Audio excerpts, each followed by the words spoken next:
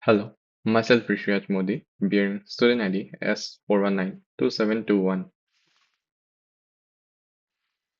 In this video, I'll be analyzing the provided network capture file to find indicators of compromise IOCs. First, after opening the file in Wireshark, we'll review the capture file properties.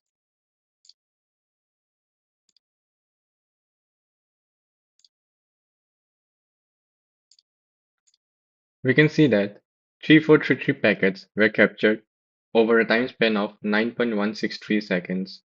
Furthermore, the average packet size is very small, at only 150 bytes.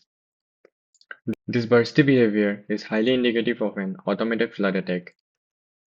Next, we'll inspect the protocol hierarchy.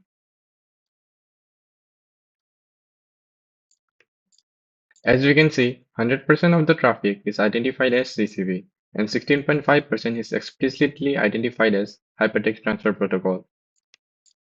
We can also see that there is no UDMP or ICMP traffic, which confirms we are looking at an application layer attack. Next, we'll move to the conversations tabs, which falls under statistics. To identify the attacker and the victim, we'll observe the IPv4 tab. Here, we can see that there is only a single conversation happening in the entire network across 10.0.0.2 and 10.128.0.2. Now we'll look at the TCP tab. Switching to the TCP tab, it reveals that the source IP 10.0.0.2 has opened multiple TCP streams targeting port 80 on 10.128.0.2. An observation we can make is that almost all the streams contain 12 to 14 packets. This proves that the TCP three-way handshake has been successful and the attacker is able to fully transmit their HTTP payload. Before looking at the payload, we can check the expert information,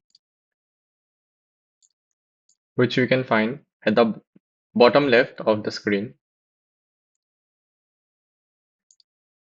We can see a symmetric ratio of 284 SYN requests and SYNAC responses, confirming the server is actively accepting connections. We can also see a 568 warnings regarding SecPerm operation, which strongly implies that this traffic has been generated by a custom DOS script rather than a standard web browser, because modern day-to-day systems often transmit the SecPerm by default. Now we'll apply filters to inspect the actual payload.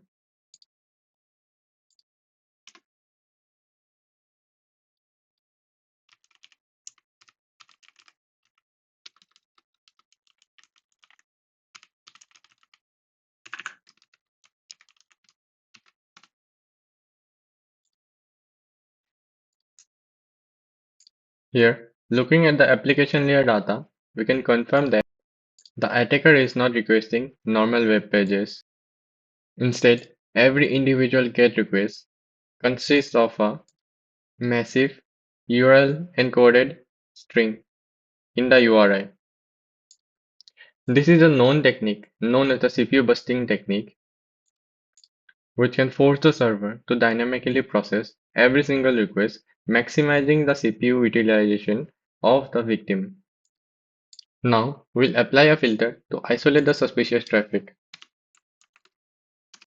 Finally, we can visualize this attack using the IO graphs.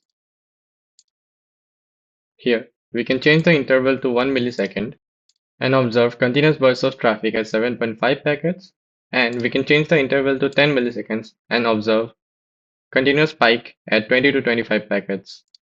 In conclusion, the primary indicators of compromise are the attacker 10.0.0.2 and the victim 10.128.0.2 targeting the port 80 on the domain study.muzzable.com. The attack signature is a high-frequency HTTP GET flood utilizing cache busting URIs. Thank you. This concludes my demonstration.